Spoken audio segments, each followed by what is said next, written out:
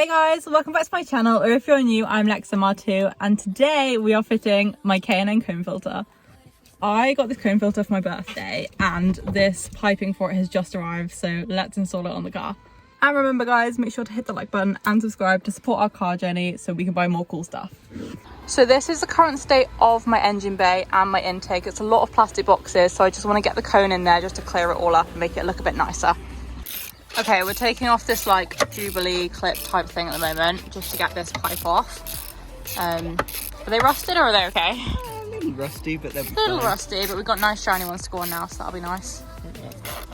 And the same over here.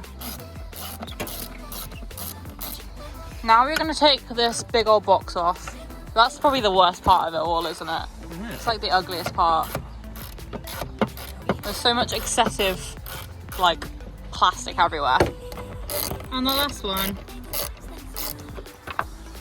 We're done? Yep. Done. There's just a little bolt on there and then it pops off. That was super easy. That already looks better. It already looks so much nicer without all that. We just need to clean everything else. Okay, now we're just sliding the old piping off. That's come off pretty nice, to be fair. We've just driven it as well, so it's like boiling hot in here. Yeah. And it is off. Now it's just some clips, yeah? Yep. Oh. And little map sensor. Yeah, the little map sensor back there. Lovely. Is there a forgotten clip back there? There might be an extra clip. Check before you do this step, guys. Yeah, so there was one extra clip and now that top piece comes off. I've done that so backwards.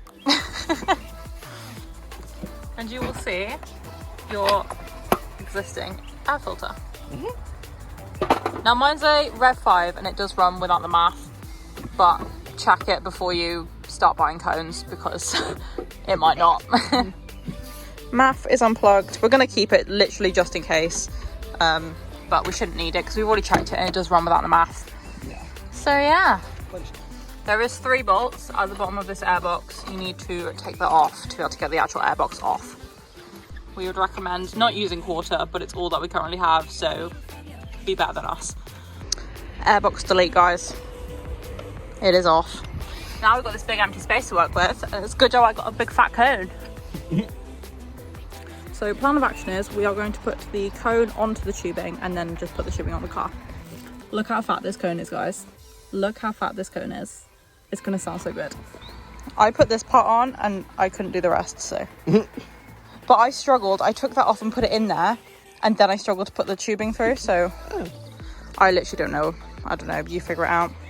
Right. We are actually struggling here, guys. So I put that on and then I couldn't put it in there. Maybe take that ring off and just put it straight in this and then see if you can shove the tubing in. I had to like put it on the floor and then, yeah, do that.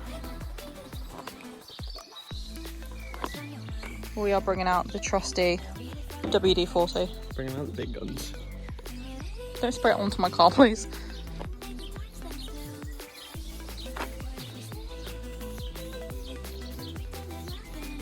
Please work. Please work.